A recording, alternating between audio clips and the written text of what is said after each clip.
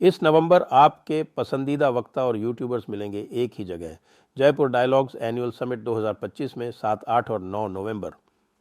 जी हां, राष्ट्रवादियों का महाकुंभ इस साल वापस आ रहा है। आज ही रजिस्टर करें। आप मिल सकते हैं गौरव आर्य, राजीव नारायणन, अभिजीत आयर मित्रा, अजय रैना, मीनाक्षी जैन, एक्स मुस्लिम साहिल, तहसीन पूनावाला, कंचन गुप्ता और 100 से अधिक वक्ता से। और यदि आप इस कार्यक्रम में आने में असमर्थ हैं तो आप इस कार्यक्रम में सहयोग दे सकते हैं। आपकी मदद से 40% धन राशि पूर्ण हो चुकी है। इस कार्यक्रम को आपके फाइनेंशियल सपोर्ट की आवश्यकता है और आपके सहयोग से ही एक हिंदू इकोसिस्टम बनेगा और एक सफल कार्यक्रम होगा। रजिस्ट्रेशन के लिए और डोनेट करने के लिए नीचे लिंक दिए हुए हैं और आप सपोर्ट के लिए स्क्रीन पर दिया QR भी स्कैन कर सकते हैं।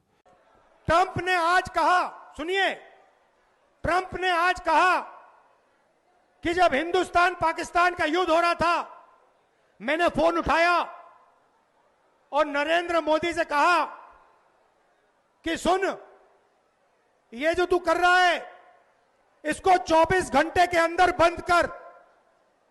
और नरेंद्र मोदी ने 24 घंटे में नहीं, 5 घंटे में सारा का सारा रोक दिया। नमस्ते, आप सभी से अनुरोध है कि कृपया हमारी चैनल को सब्सक्राइब करें, वीडियो को लाइक करें। हमारे रेगुलर एंटरटेनर ट्रंप चाचा का एक और वीडियो आ गया और उस वीडियो को लेकर और उसको बिना ठीक से सुने हुए जो मोदी विरोधी हैं उनकी बाँछें खिल गई हैं। अब ये मत पूछिएगा कि शरीर में बाँछें कहाँ होती हैं, लेकिन जहाँ भी हैं वो खिली हुई हैं बहुत ज़ोर ज़ोर से। अच्छा, उधर पाकिस्तानी जो हैं वो कह रहे हैं कि साहब हमने तो ट्रंप से कुछ भी नहीं कहा सीज़ फायर के लिए और हमको तो बहुत नुकसान हो गया, इसलिए हमने भारत से कहा कि भाई आओ सीज़ फायर कर लेते हैं। ये इशाक डार जो उनके फॉरेन मिनिस्टर भी हैं, ये उनका लेटेस्ट स्टेटमेंट है। उसके पहले वो ये फरमा चुके हैं उनकी नेशनल असेंबली में भी। लेकिन बात करते हैं जो ट्रंप का वीडियो आया साहब के। वो जो ट्रंप का वीडियो आया उसमें ध्यान से सुनेंगे तो आपको ये पता चलेगा कि एक बार वो मोदी का नाम लेता है, फिर कहते हैं उसके तुरंत बाद कहते हैं कि I spoke to Pakistan and I told them, do you want a trade deal or not? They said, yes, we want a trade deal. Then you stop it immediately. और वो otherwise I will give you heavy tariffs. और ये सब बातें वो पाकिस्तान के हवाले से बोलता है। जब पाकिस्तान के हवाले से बोलता है फिर कहता है कि then they in 5 hours they did it. लो, बोल तो वो पाकिस्तान के हवाले से रहा है। और हमारे जो मोदी विरोधी हैं, जैसा मैंने कहा कि उनकी बाँछें खिल गई और बाँछें खिल के वो कूद पड़े मैदान में बिना सिर पैर के, और मैदान में कूद के चालू हो गए, यहाँ तक कि राहुल बाबा भी चालू हो गए। और जबकि असलियत ये है कि ट्रंप तो पाकिस्तान के लिए कह रहा है सारा का सारा।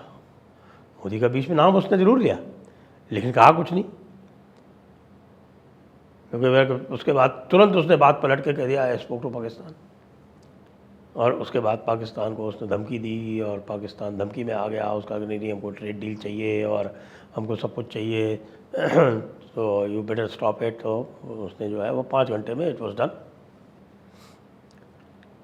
जहाँ तक भारत का प्रश्न है, मोदी जी 4 बार तो उसकी फ़ोन कॉल उठाने से मना कर चुके हैं और इसके लिए भी लोगों में अलग अलग मत है कि भाई फ़ोन कॉल तो ले ही लेनी चाहिए थी। लेकिन ऐसे आदमी की फ़ोन कॉल लेके कोई क्या करे जो फ़ोन पे पता नहीं क्या बात करे और बाद में जाके क्या बात कहे। अच्छा, अगर जो बात उसने फ़ोन पे की है उसके अलावा कुछ और कहता है तो फिर आपकी ये मजबूरी हो जाती है कि आपको नुकसान न हो, तो इसके लिए आपको उसकी काट देनी पड़ती है। जब आप उसकी काट देते हैं तो मामला और ख़राब हो जाता है। तो इसलिए मोदी जी ने सोचा कि सबसे अच्छा इसमें यही है कि इसके बात ही मत करो, क्योंकि जितनी आप बात करोगे उतनी ये फालतू की बातें करेगा और जो भी बात होगी वो जो रेगुलर सिस्टम्स हैं, जो डिप्लोमेटिक चैनल्स हैं, उन्हीं के थ्रू बात होगी। और जब कभी हमारी आमने सामने भी बात होगी तो ये प्रेस के सामने नहीं होगी। ये बता दिया गया है कि वो जो आप प्रेस के सामने बैठ के नाटक करते हैं ना, उस तरह का कुछ भी नहीं होगा। केवल और केवल बात होगी प्रोफेशनल तरीके से, ड्रामे से और थिएटर से नहीं होगी। अब ये ट्रंप पचा नहीं पा रहा है। अच्छा, ट्रंप पचा इसलिए भी नहीं पा रहा, अब उसके पास वापस जाने का भी रास्ता नहीं है। उसने ये सोचा था कि वो धमकी देगा भारत को, अब भारत मान जाएगा, भारत तो नहीं माना। तो अब ये यहाँ पर भी ट्रंप की हेठी हो गई, क्योंकि पूरे अमेरिका में उसकी आलोचना हो रही है बड़ी ज़बरदस्त तरीके से। ऊपर से उसको जो है वो मोतिया भी कहा जा रहा है, जो शब्द उपयोग में ले लिया गया उसको मैं आदरपूर्वक तरीके से मोतिया कह देता हूँ। मतलब आप सब समझते हैं, आप जान लीजिए कि मैं क्या कह रहा हूँ। तो भाई जब एक व्यक्ति की प्रतिष्ठा ऐसी हो जाए और अप्रैल से लेके अगस्त तक, अप्रैल में उसकी, मई में बल्कि 44% उसकी रेटिंग थी, पॉपुलैरिटी रेटिंग, अब वो घट के 38% हो गई है। मोदी जी की 75% पहुँच रही है। तो अब आप ये बताइए कि जो 75% पॉपुलैरिटी रेटिंग पे बैठा हुआ व्यक्ति है, वो 38% वाले से बात करके, ख़ास तौर से जो लूज माउथ हो उसे बात करके अपनी प्रतिष्ठा को रिस्क में क्यों डालेगा? कतई नहीं डालेगा। और ये राहुल बाबा की भी समझ में नहीं आ रहा है कि वो जितना ट्रंप को लेके और मोदी को कॉर्नर करने का प्रयास करेंगे, मोदी की लोकप्रियता उतनी ही बढ़ेगी, क्योंकि पूरी पब्लिक देख रही है कि इसने विश्व के जो सबसे शक्तिमान व्यक्ति है, जो सबसे शक्तिशाली व्यक्ति है, अमेरिका का प्रेसिडेंट डोनाल्ड ट्रंप, उससे पंगा ले लिया है भारत के लिए, ख़ास तौर से किसानों, छोटे व्यापारियों और पशुपालकों, मछुआरों के लिए। अब ये अवश्य है कि भाई जेम्स एंड ज्वेलरी जैसा जो एक सेक्टर है, ये भी लेबर इंटेंसिव है, टेक्सटाइल का सेक्टर है, ये लेबर इंटेंसिव है, टेक्सटाइल में प्रभाव पड़ा है और टेम्परेरी अनएम्प्लॉयमेंट भी होगा, इसमें कोई संदेह की बात नहीं है। लेकिन मोदी रास्ता निकाल लेगा कोई ना कोई, क्योंकि जैसे रशिया से बात हुई है और रशिया ने कहा कि आप जो है इसका आधा हम ले लेंगे, और कद काठी में भी रशियंस भी जो है वो अमेरिकन जैसे ही होते हैं, तो इसमें उनको ज़्यादा जो साइज़ वगैरह की प्रॉब्लम, अगर आप इसी कंसाइनमेंट को आप सोचें कि इसको आप साउथ ईस्ट एशिया में खपा दें या इसको चाइना में खपा दें, तो ना हो पाएगा, क्योंकि जो चाइनीज़ कदकाठी है या साउथ ईस्ट एशियन कदकाठी है वो अमेरिकन कदकाठी से बहुत फ़र्क है। लेकिन जो रशियन कदकाठी है वो लगभग वैसे ही है। तो इसलिए रशिया ने ये प्रॉमिस कर दिया है कि हम इसको खपा लेंगे। चाइना कह रहा है कुछ हमारे यहाँ भी भेज दो। वैसे तो चाइना जो है वो स्वयं इतनी टेक्सटाइल प्रोड्यूस करता है, उसको क्या आवश्यकता पड़ेगी, वो तो मुझे नहीं लगता कि बहुत वायबल है। और चाइना से ट्रेड वैसे भी आप जानते हैं कि हमारा लगभग $100 बिलियन का ट्रेड डेफिसिट है, तो चाइना तो रिप्लेसमेंट नहीं हो सकता। लेकिन यूके के साथ फ्री ट्रेड एग्रीमेंट हो गया, तो यूके में ये गुड्स बहुत आसानी से जा सकती हैं, यूके भेजिए। देर लगेगी, जो कॉन्ट्रैक्ट कैंसिल हो रहे हैं उन कॉन्ट्रैक्ट के कैंसिल होने के बाद उनके एवज में नए कॉन्ट्रैक्ट्स बनाने में समय लगता है, तो 3-4 महीने का डिप तो आएगा। और कुछ थोड़ा टेम्प्रेरी है, जॉब अनएम्प्लॉयमेंट वाली बात भी होगी, तो उनके लिए टेम्प्रेरी मेजर्स लिए जा सकते हैं, उनको टेम्प्रेरी कैश सपोर्ट दिया जा सकता है, उन एम्प्लॉयज़ को, उन इंडस्ट्रीज़ को। ये सारे काम मोदी जी कर लेंगे, इसमें कहीं कोई दिक्कत वाली बात नहीं है। मज़े की बात यह है कि अब रशिया भी नहीं सुन रहा है ट्रंप की। ट्रंप वैसे ही फ्रस्ट्रेट होकर एक बार कह चुके हैं कि भाई अब ये जो काम है ये यूक्रेन और रशिया अपने आप करें आपस में। और भारत ने स्पष्ट कह दिया कि हम तो भैया रशियन ऑयल खरीदेंगे, रशिया के साथ और भी सौदे करेंगे, रशिया के साथ हम ट्रेड जो है वो $100 बिलियन तक बढ़ाएंगे। लोकल लो बात। एक और नई बात पता चल गई, ये पता चल गई कि जब ये अलास्का में पुतिन आए थे तो पुतिन के जो साथ में लोग आए थे उनमें वो लोग भी थे जो कि रॉसनेफ्ट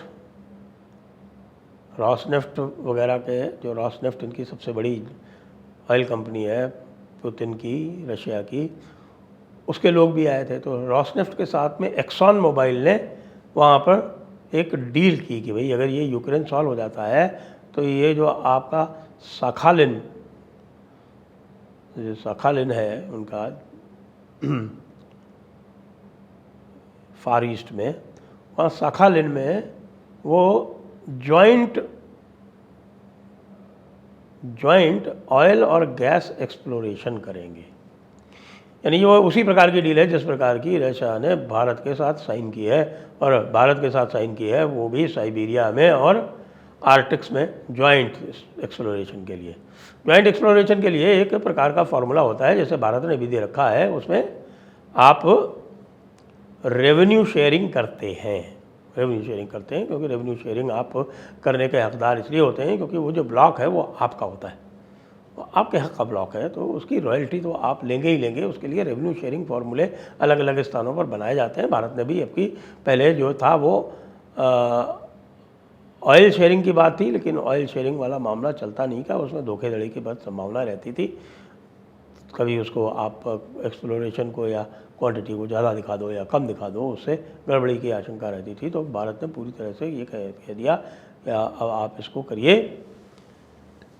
रेवेन्यू शेयरिंग बेसिस पे। तो उसके बाद बाढ़ आ गई भारत में ऑफ़र्स की, और वो ऑफ़र्स इवैल्यूएट होके वही अब कई सारे लोग जो हैं वो काम कर रहे हैं अंडमान्स में। बाकी जो ऑन शोर हैं, बलिया जैसे जो डिपॉजिट्स दिख रहे हैं, वहाँ पर काम कर रहे हैं।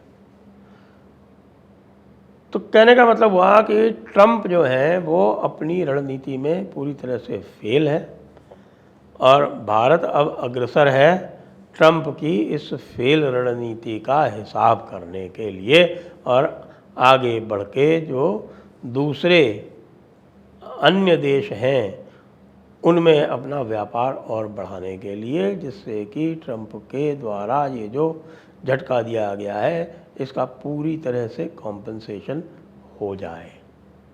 जय हिंद, जय भारत, वंदे मातरम।